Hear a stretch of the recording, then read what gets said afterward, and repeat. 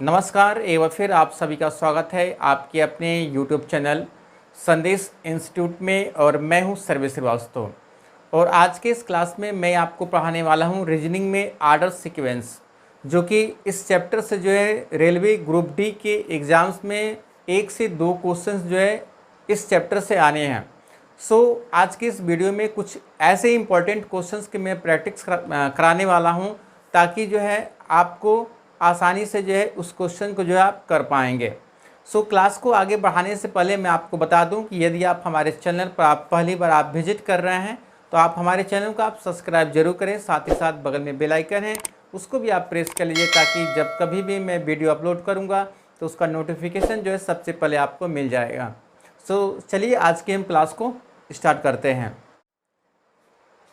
यहाँ पर देखेंगे जो है आर्डर सीक्वेंस टेस्ट में, सबसे पहले मैं आपको बता दूं कि इस चैप्टर में जो है इस चैप्टर में किस किस टाइप्स जो है क्वेश्चंस पूछे जाते हैं एग्जाम्स में, वो सबसे पहले मैं आपको क्लियर करा दूं। तो यहाँ पर देखेंगे सबसे पहले आपका क्वेश्चन बनेगा लाइनर सीक्वेंस का। लाइनर सीक्वेंस से रिलेटेड भी क्वेश्चन बनेगा। लाइनर का मतलब होगा कि जैसे एक लाइन में जो होगा, किसी भी व्यक्ति को यहाँ पर आप बैठाएंगे एक लाइन में, आपका वह बैठने की स्थिति जो होगी आपका इधर भी हो सकता है और इधर भी हो सकता है। तो वो क्वेश्चन को भी डिपेंड करता है कि वो उसके बैठने की कंडीशन क्या है। बट यदि आपका एक लाइन में बैठते हैं तो वो लाइनर सीक्वेंस में आएगा। और इसके बाद यहाँ पर क्या होगा कि एक वर्टिकल होगा और एक हॉरिजॉन्टल सीक्वेंस होता है। वर्टिकल का मतलब होगा कि वह व्यक्ति या तो इस कंडीशन में बैठता है या तो इस कंडीशन में बैठता है।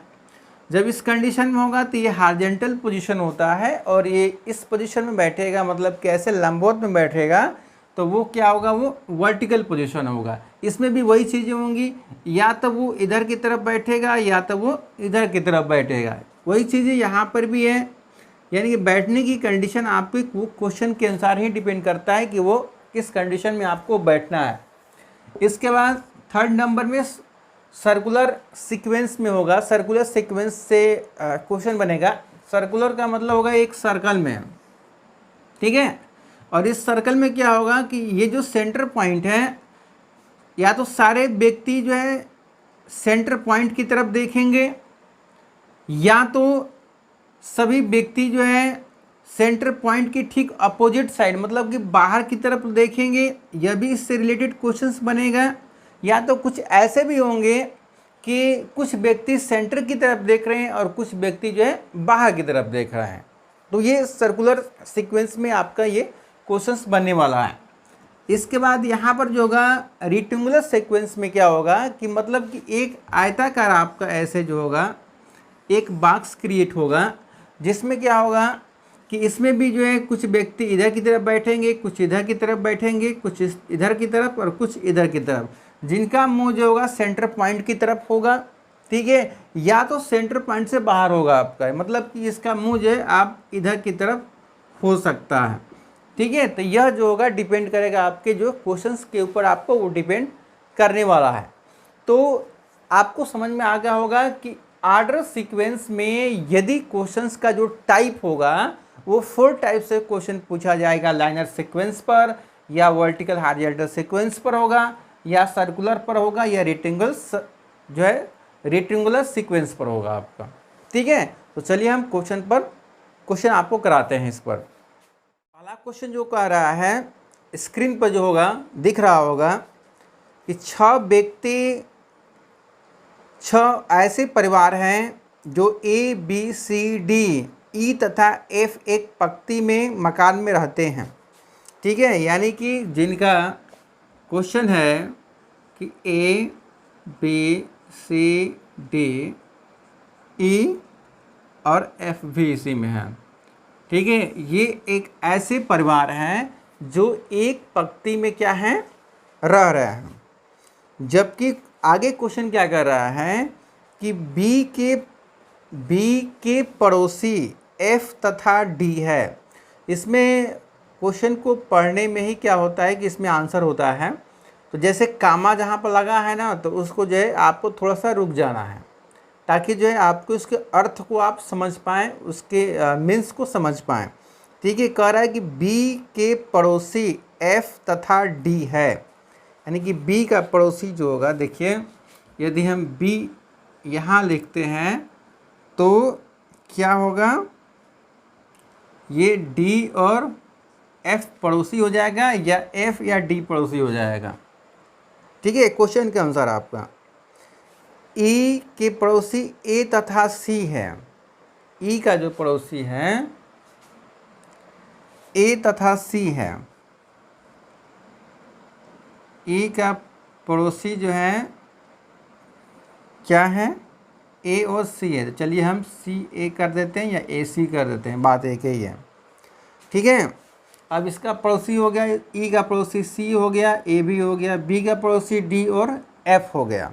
ठीक है, अब कह रहा है कि न ए न तो एफ के बगल में है और न ही डी के। एफ जो है न ए के बगल में है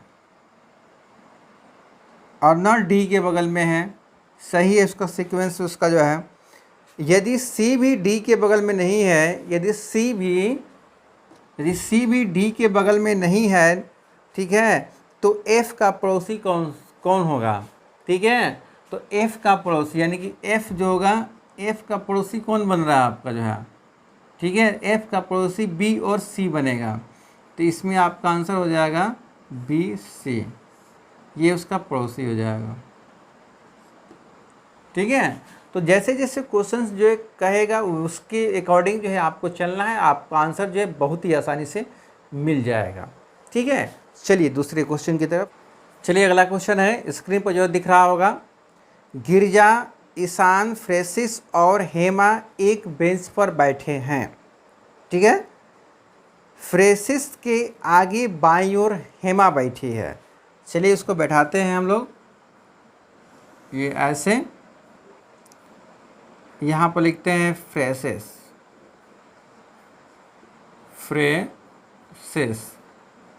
फ्रेसिस के जो है बाईं ओर, मतलब कि ये क्या होगा, ये बायां होगा और ये क्या हो गया उसका, ये दायां हो जाएगा। ठीक है, तो क्या है कि फ्रेसिस के बाएं कौन बैठ रहा है, हेमा बैठ रही है, तो यहाँ पर हम हेमा को बैठाते हैं। ठीक है, ईशान के एक और फ्रेसिस, ईशान के एक और फ्रेसिस और दूसरी ओर ईशान के एक और, यानी कि यहाँ पर ईशान यदि हम कर देते हैं, ईशान करते हैं तो एक और क्या हो गया, फ्रेसिस हो गया, और एक तरफ कौन बैठ रहा है, दूसरी तरफ जो गिरजा बैठी है, इसको हम गिरजा को यहाँ बैठा देते हैं, गिरजा को यहाँ बैठाते हैं। ठीक है, तो एकदम दाएं कौन बैठा है, एकदम दाएं कौन बैठा है। ठीक है, तो दाएं मीन्स आपका यही है, आपका यानी गिरजा जो है सबसे दाएं यहाँ पर बैठे हुए है आपका, यहाँ पर गिरजा जो है सबसे दाएं आपका यही है, तो यही आपका आंसर यहाँ पर होगा। ठीक है, चलिए अगला क्वेश्चन हम आगे बढ़ते हैं कि छात्रों की एक पंक्ति में शुभम बाएं से 21वें स्थान पर है। ध्यान से देखेंगे, एक यहाँ पर एक पंक्ति है और ये हो जाएगा बायां और ये हो जाएगा दायां, यानी कि एक शुभम है, बाएं से जो है इसका स्थान है 21वां और दाएं से इसका स्थान कौन सा है, 28वां स्थान है आपका। ध्यान से समझेंगे, यानी कि शुभम जो है बाएं से 21वें स्थान पर है और दाएं से जो है ये कितने स्थान पर है, 28वें नंबर पर आपका शुभम है। ठीक है, तो कह रहा है तो पंक्ति में कुल कितने छात्र हैं। ठीक है, तो आप ध्यान देंगे कि शुभम को इधर से देखेंगे 21वें नंबर पर, इधर से देखेंगे तो 28वें नंबर पर। ठीक है, तो हम क्या करेंगे कि इसके नंबर को 21 + 28 को हम क्या करेंगे, पहले जोड़ते हैं। ठीक है, इधर वाले को पहले हम जोड़ते हैं। तो 8 1 9 और 2 2 4, ठीक है, यानी कि 49 हो गया, जिसमें 49 में हम 1 माइनस करेंगे। 1 माइनस हम लोग इसलिए करेंगे क्योंकि शुभम का स्थान जो है 2 बार नहीं काउंट होगा, एक बार ही नहीं काउंट होगा, क्योंकि एक ही जगह पर है आपका वो। तो 21 में ये इधर से 21वें नंबर पर, इधर से 28वें नंबर पर, तो हम तो 2 बार काउंट नहीं करेंगे, इसमें हम 1 माइनस कर देंगे तो शुभम का स्थान आपका निकल जाएगा। तो यहाँ पर जो होगा शुभम का जो मतलब कि उस पंक्ति में जो है टोटल आपकी 48 स्टूडेंट हैं, ठीक है। तो आपने देखा कि कितनी आसानी से जो है इस क्वेश्चन को जो है आप आसानी से आप इसको लगा पाए। उत्तर की ओर मुँह किए 5 विद्यालय हैं, मतलब विद्यालय जो है 5 विद्यालय हैं, A B C D और E, 5 विद्यालय हैं, A B C D E, ये क्या है, विद्यालय हैं। और कह रहा है कि A जो है E और B के बीच में है, A जो है E और B के बीच में है, यानी कि A जो है B और E के बीच में है, ठीक है। जबकि E जो है D के दाहिने है, E जो है D के दाहिने है, E जो है